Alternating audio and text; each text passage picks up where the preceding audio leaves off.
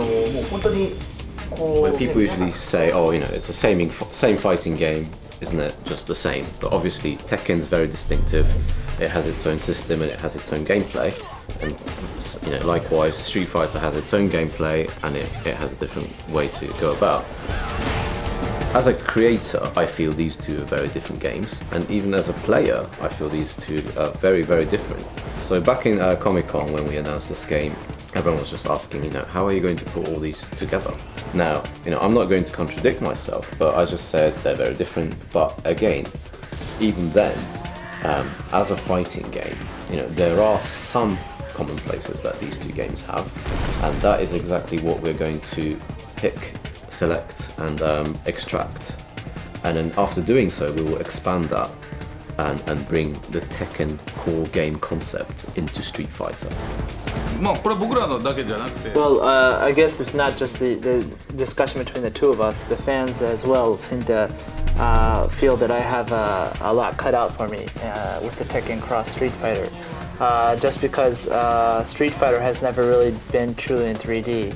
I mean, the models and such have been appearing in 3D, but it hasn't ever been true 3D gameplay.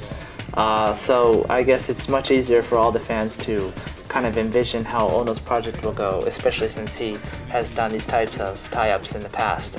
This is a first for us. So not only that, but we have to take these Street Fighter characters and have them move properly in 3D. So you have the question about the fireballs and projectiles and what do you do with them? Are they going to be sidesteppable? Also, there's the physical attacks. Street Fighter characters don't have a whole lot of physical attacks compared to the Tekken characters. And then there's also the aerial juggles that the Tekken characters have as well. So there's a lot of challenges that we have ahead of us, but that's also one of the things that's fun and interesting about developing such a product. When I say, you know, Street Fighter's 2D and Tekken's 3D, as you know what D stands for, dimension, and this is quite an important key point because it depends on which dimension we're talking about. Now, Street Fighter is all about the distance. It's about the x-axis planar, you know, you read what the opponent's doing and it's the distance that matters. And in Tekken, that dimension is time. So it's about the tempo, it's about the rhythm of gameplay. And it's when you press the buttons, when and how. So these are the most different parts, I feel, between Street Fighter and Tekken. So what we're going to do is to bring the concept of that timing, the button rhythm, into Street Fighter. And I believe in doing so, you know, we could grasp the concept of Tekken and bring it into the world of Street Fighter.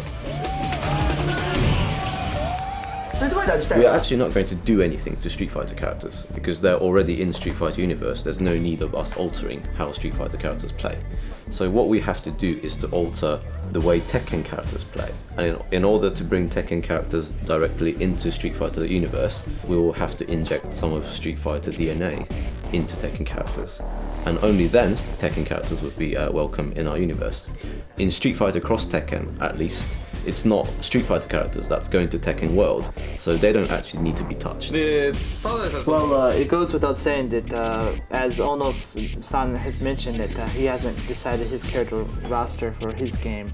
We've decided even less for ours, so nothing's really decided at this point. At Gamescom, this is the first time I actually showed images of Jin, Devil Jin, Ryu, and Evil Ryu. And it's not that they're 100% decided. I would love to have them in our version of the game. And I also agree with you that we shouldn't just have all of the only popular characters in the game.